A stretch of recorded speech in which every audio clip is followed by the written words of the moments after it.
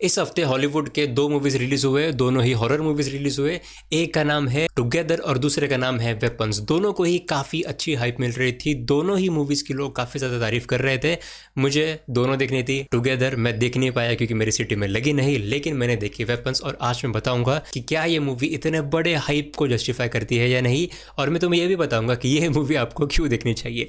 पहले तो इस मूवी की कहानी सुन लो, इसका बस प्रीमाइस ही सुन लो। और ये एक ऐसी टाइप की मूवी है जिसके बारे में आपको जितनी कम चीज़ें पता होगी उतना अच्छा होगा। तो बस एक छोटी सी एक वन लाइनर जो इसका प्लॉट है वो सुन लो।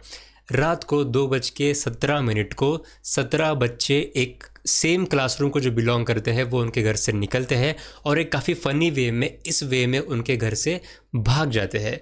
एक भी बच्चा वापस लौट के नहीं आता है। और ये बच्चे जो क्लासरूम को बिलोंग करते थे, तो वो क्लासरूम में 18 बच्चे थे और 18 बच्चों में से 17 बच्चे भाग गए और बस एक ही बच्चा रह गया। सिर्फ वो ही बच्चा अकेला क्यों गया, इसके बारे में ये मूवी है। और शुरुआत में तो ये मूवी सिर्फ जो क्लास टीचर होती है सिर्फ उनके क्लास टीचर को पकड़ते और उन्हें पूछते हैं कि भाई क्या हुआ, क्यों बच्चे गायब हो गए। और इस मूवी की एक बहुत ही खास बात है कि उसमें हम स्टोरी लीनियरली नहीं देखते हैं। यानी कि अगर कोई हम मूवी देखते हैं तो उसमें हम शुरुआत में देखते हैं कि एक कैरेक्टर है, फिर दूसरा कैरेक्टर इंट्रोड्यूस होता है, फिर उनकी कहानी साथ में शुरू होती है। लेकिन इसमें ऐसा नहीं होता है। इसमें हमें एक ही कहानी और एक ही इवेंट अलग अलग कैरेक्टर्स के पर्सपेक्टिव से देखने को मिलता है। यानी कि एक इवेंट हो गया, एक किसी कैरेक्टर के पर्सपेक्टिव से देखा, वहाँ पे हमें पता चला कि ये दोनों कैरेक्टर मिले, फिर हमें कुछ देर के बाद ये जो दूसरा कैरेक्टर है इसकी पर्सपेक्टिव की स्टोरी दिखाएंगे कि वो उस मोमेंट पे वहाँ पे क्या कर रहा था, कौन सी स्टेट ऑफ माइंड में आया था, उसके साथ पहले क्या क्या हुआ था। और ये एक पज़ल की तरह आप समझ सकते हो कि ये मूवी एक पज़ल को सॉल्व करने की तरह है।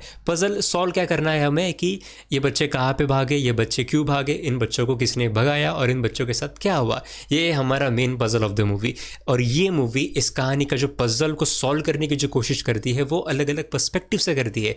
यानी कि हर एक कैरेक्टर की इंडिविजुअल स्टोरी इस पूरे जिक्सॉ पज़ल का एक पज़ल का पीस है। और कैसे ये सारे पीसेस एक दूसरे के साथ अटैच होकर घुल मिल के एक पूरी बड़ी कहानी बनती है, ऐसे इस मूवी का स्क्रीन प्ले का स्ट्रक्चर है, ऐसे इस मूवी का स्टोरी का स्ट्रक्चर है। और ये आपको एंगेज करके रखता है। और काफ़ी टाइम पे ऐसा होता है कि हम एक कैरेक्टर की स्टोरी को फॉलो कर रहे हैं, वहाँ पे हम एक लेंथ तक चले जाते हैं, फिर उसके साथ कुछ बड़ा हो जाता है और फिर कट, ब्लैक स्क्रीन, फिर हमें पता चलता है कि अच्छा रुको, अभी हमें दूसरे कैरेक्टर के पर्सपेक्टिव से स्टोरी देखनी पड़ेगी। एंड वो इतना अच्छा एक्सपीरियंस एक बनाता है ये पूरी स्टोरी को फॉलो करने के लिए। अब इस मूवी के साथ कुछ ऐसी बात है कि ये जो मूवी लीड करती है, जिस डायरेक्शन में हमें लीड करती है, उस डायरेक्शन पे जाने के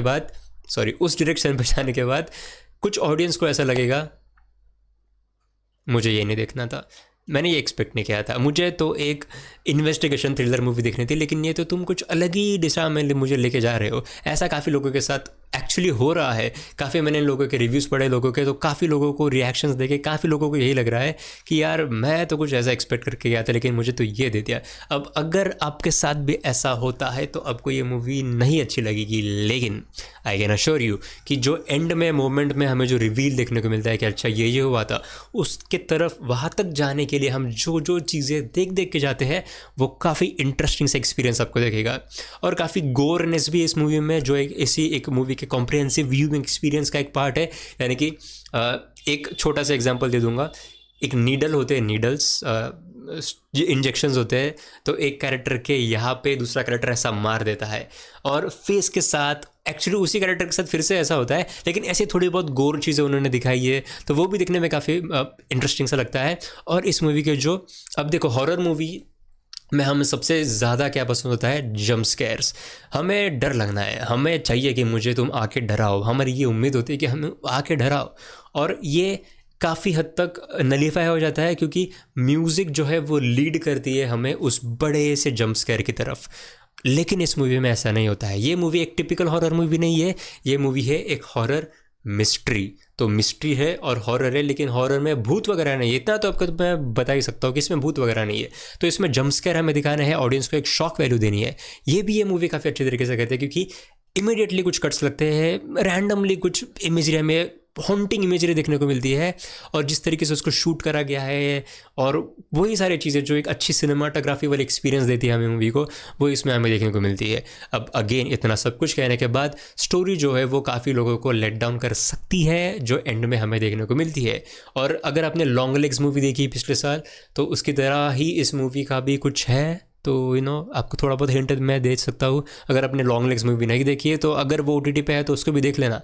अनदर वेरी फाइन मूवी। लेकिन अभी what did I feel about this movie, यार मुझे तो ये काफ़ी पसंद आई। एंडिंग के बारे में मैं भी थोड़ा सा ये था कि हाँ ठीक है, लेकिन एक भी पॉइंट ऐसा नहीं था मूवी में जहाँ पे मूवी आपसे झूठ बोल रही थी। मूवी शुरुआत से हमें बता रही थी कि अच्छा ये पॉइंट पे हम तुमको लेके जा रहे हैं, इस मूवी का जो एंड में होने वाला है वो कुछ ऐसा हो सकता है, ये वाली चीज़ हो सकती है जिसके वजह से बच्चे गायब हो चुके हैं।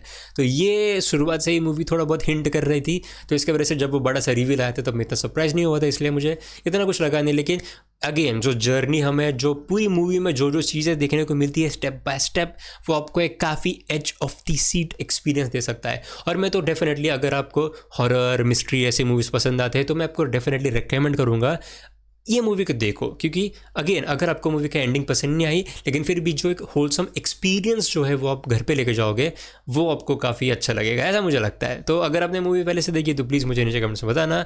और मेरा इसमें इंग्लिश में भी मैंने एक रिव्यू किया है तो आप उसको भी चेकआउट कर सकते हो, वो मेरे इंग्लिश चैनल पर आता है। एंड या thank you so much for watching.